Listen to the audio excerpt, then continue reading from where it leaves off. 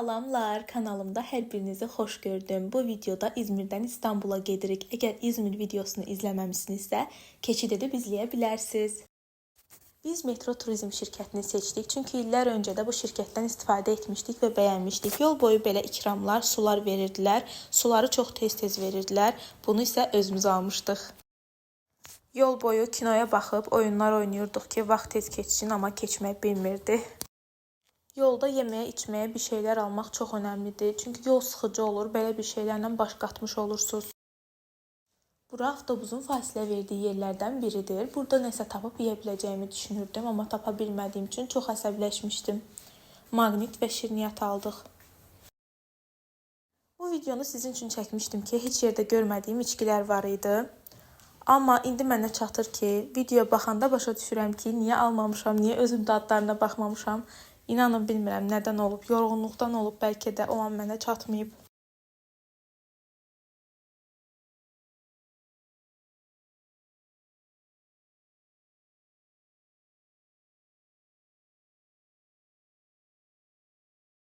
Bura isə növbəti fasilə məkanlarından biri idi. İnanın o qədər pis idi ki, dönərləri kaş yeməzdim. Sadəcə çox acıydım. Ondan sonra ayran falan içdim ki, özümə gəlim.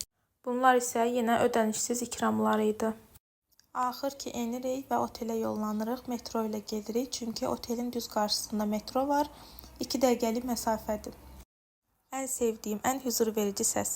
Türkiyənin sevdiyim yanlarından biri də tez-tez ucadan gələn azan səslərini eşidə bilirsiniz. Bu da insana çox xoş təsir bağışlayır.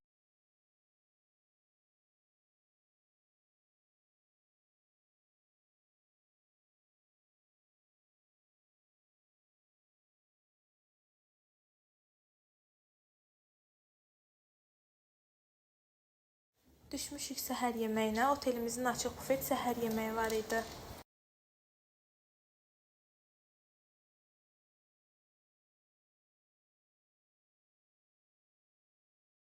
İstanbula yolunuz düşsə, bu metro stansiyaya mütləq baş çəkin. Onsuz da bu stansiyada açıq hava ilə gedir metro.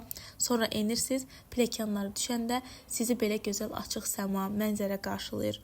Hələ körpülərin altı ilə gedən gəmiləri demirəm. Çox gözəldir. Bu gözəlliyi sizə ötürə bilmirəm.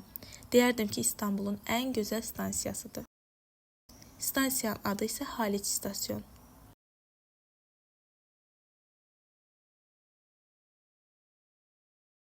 Gedəcəyimiz yerin adı Pierre-Loti təpəsidir. Bura getmək üçün Haliç istasyonunda metrodan düşüb tramvayla gedirik.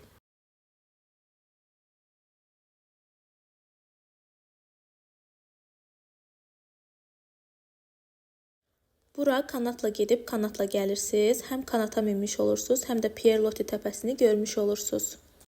Şəkil çəkdirilən hissələrdə dəhşət çox adam var idi. Elə burada da çay içən çox turistlər var idi. Biz də oturub çay içdik. Buranın adı fransız yazıcı və dənizçi ilə bağlıdır. Videolarda bura gedildiyini heç görməmişəm. Mən sizin üçün belə gözəl bir yer kəşf elədim. Siz də gedin, gəzin.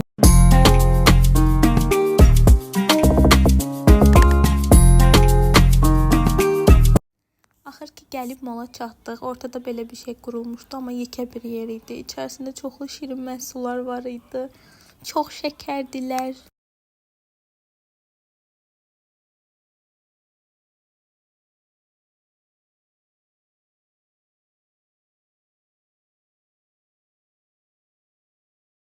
Sanki şeker cenneti burası.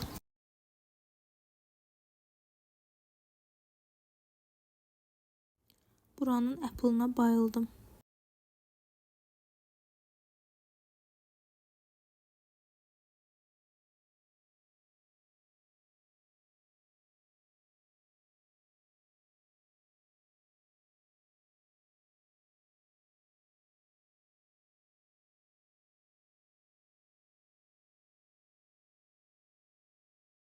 Zara'dan bunu almak istəyirdim. Kaş alardım.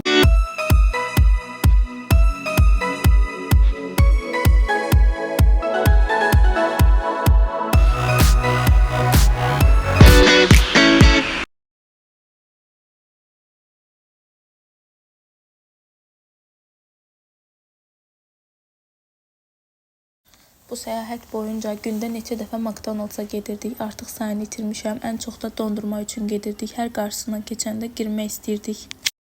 Burada otelin qarşısındakı marketdən özümüz üçün bir-iki şey alırıq. İstədim sizə də məhsulları, qiymətlərini falan göstərim. Bəlkə maraqlıdır.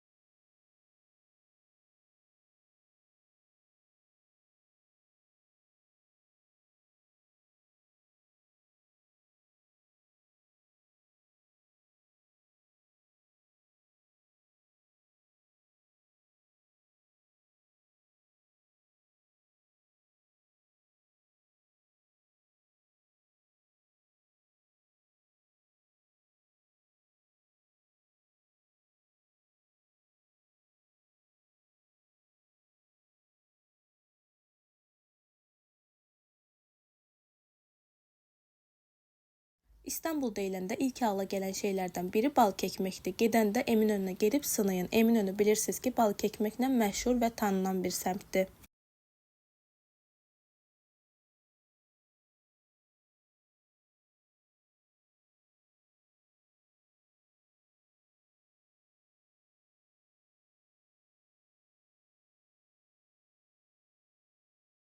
Otelimizdə dincəlib yatırıq. Növbəti gündə görüşərik.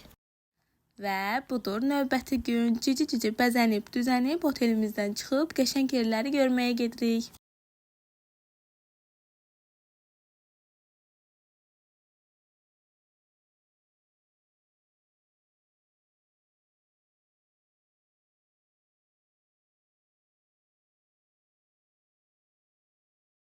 Şəhərin küçələrində bol-bol rəngarəng qrafitilər görə bilərsiniz. Gəlib çıxdıq Qalata Kulesinə və bu küçə o məşhur şəkillərin çəkildiyi küçədir. Bir rəvayətə görə Qalata Kulesinə kiminlə çıxsan, onunla da evlənərsən.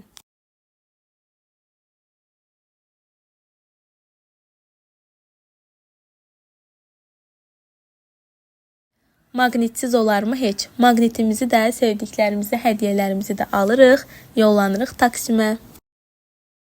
Gəldik St. Antoine Katolik kilsəsinə. Bu kilsə İstanbulun ən böyük kilsəsi sayılır.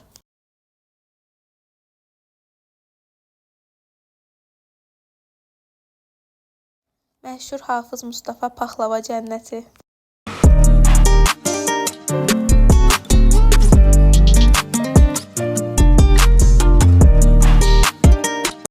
Sonra isə Askeri muzeyinə getdik. Burada maraqlı hərbi texnikalar var idi.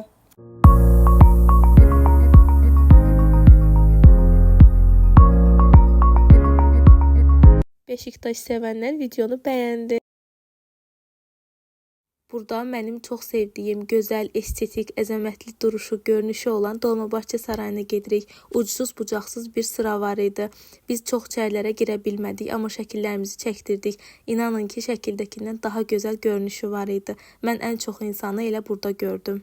Dolmabahçe Sarayında belə bir restoran var idi. Qiymətləri heç münasib deyil idi, amma mənzərəyə görə dəyirdi. Yol üstü yorğunluq kofemizi içib biraz dincəlirik. Çünki Akvafloriyanı axtarırdıq, yəni buranı.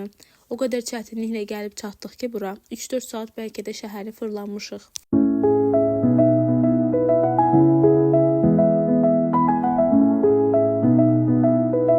Vapura minib Ortaköy'ə gedirik. Böyük Məcidiyyə camisini görməyə, boğazın yanında şəkillər çəkdirməyə və Kumpirçilər sokağında kumpir yeməyə. Onu bunu boş verin də bu gözəlliyə bir baxın.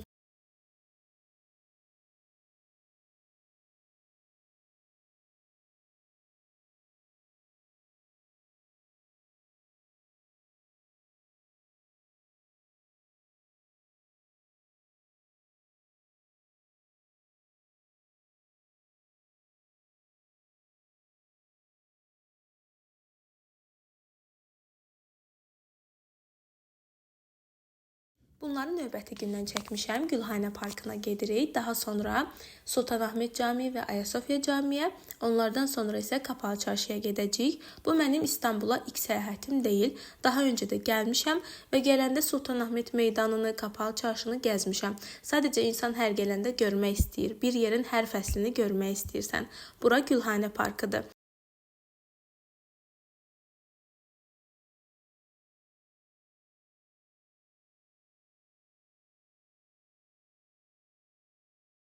Bir tərəfdə Ayasofya, bir tərəfdə Sultanahmet məscidi. Bura böyük şəhərdir. Sizə məsləhətim mərkəzdə və tramvaya, metroya yaxın yerdə otel seçməyinizdir.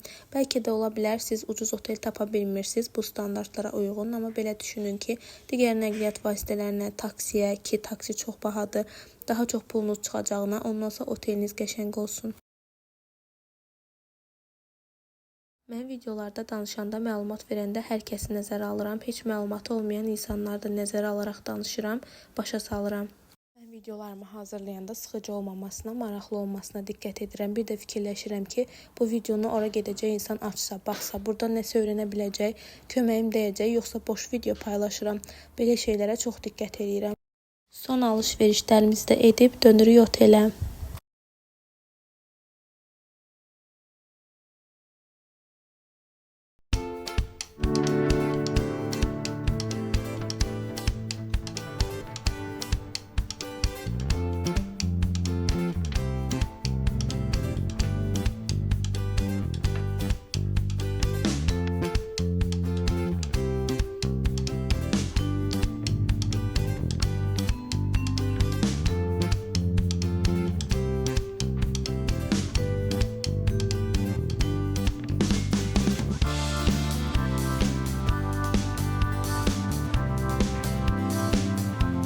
Kanala abunə olmağı, videonu bəyənməyi, şərh yazmağı və dostlarınızla paylaşmağı unutmayın. Baxdığınız üçün təşəkkür edirəm. Hələlik.